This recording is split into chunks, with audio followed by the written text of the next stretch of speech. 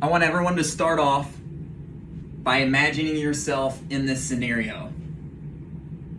You're obese, right at 300 pounds. Your job, you work as an exterminator in Brazil, Indiana, spraying for bugs and rodents. Sometimes when you're spraying them, cockroaches come falling down on your head, their prickly little legs crawling down your neck and down your arm. Ooh. Your new marriage is already failing. Your childhood wasn't much better. You're a minority. On top of that, your father abused your mother, abused you, and abandoned your family at an early age. Your stepfather, who you loved, was murdered before you even got into high school. This was the life of David Goggins. And it's the life that he created after this underprivileged beginning that has inspired millions across the globe, including myself.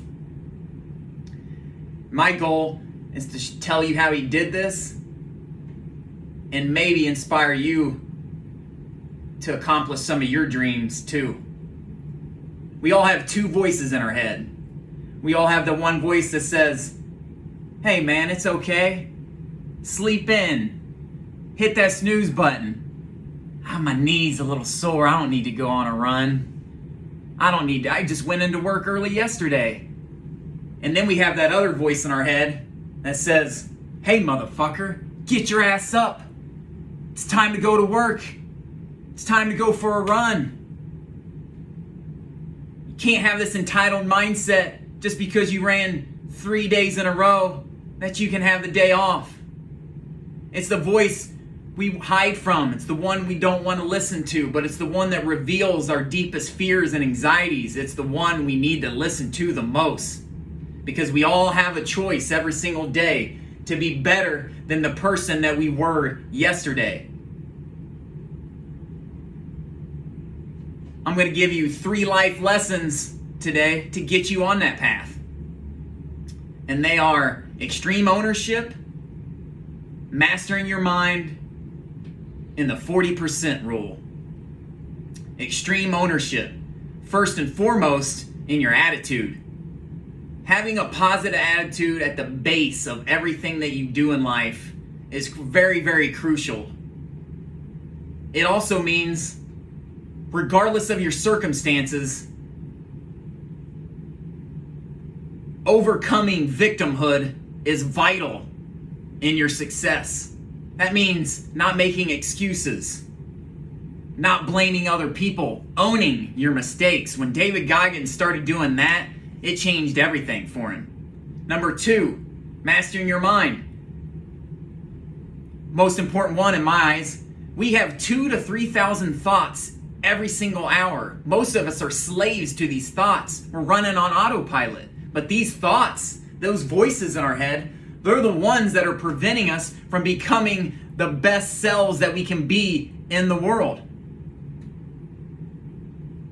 And one way to start mastering those thoughts and mastering your mind is through physical exercise. That's the way Goggins did it. That voice in your head that says, quit, give up. When we resist that, Goggins calls it callousing your mind. And the more we callous our mind, the stronger we become mentally in future exercises, but more importantly, in life, which is way tougher than exercise. Some other ways is through meditation or mindfulness, and that doesn't mean sitting Indian style in a corner chanting mantras. You can do it anywhere. You can do it taking a walk with your dog on that run, or sitting at your desk at work. All it simply means is not identifying with your thoughts. As they come in, observe them and let them pass. And the more we can do that, the more we can start to notice our thoughts and do it throughout the day. Then when we get into those emotional situations where we're fired up, then we can better control them. And if you're not doing it, mastering your mind right now, you need to start today, because it's one of the most important things you can do in your life. The last one, 40% rule. This means when you've given it your all and you're ready to give up. Well, I'm here to tell you, you've only given 40%. You have 60% left in the tank. We have all these limiting beliefs deep down inside of us. Most of them are in our subconscious. We don't even know about them because we don't look for them. Well, Goggins came up with this 40% rule because there's two stories that I want to tell you really quickly. He volunteered for an ultra marathon that's 100 miles. He was 70 miles in. His body gave up. He fell to the ground. His pores was bleeding. He had blood coming out of his pores. He was defecating on himself. He was peeing blood and brown ooze. He was done for. His body gave up on him. But then he started contemplating defeat. He realized he couldn't sit with that. So he started walking again, limping. And then something happened.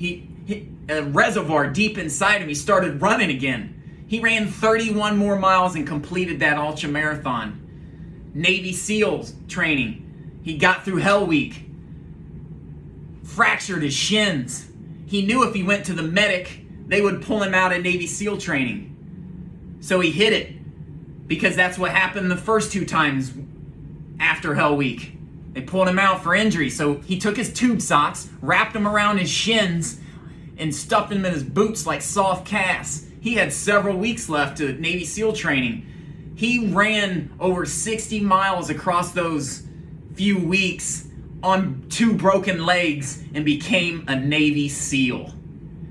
Now, one caveat to this is a quote from Alan Watts, and he says, "If we are unduly absorbed in self-improvement, we may forget altogether to live." So, yeah, we should push ourselves all the time and stretch ourselves, but we also need to be compassionate with the effort that we give that day and know that the next day we have another opportunity to become better than we were yesterday. So let me leave you with this. We are all fighting the same battle.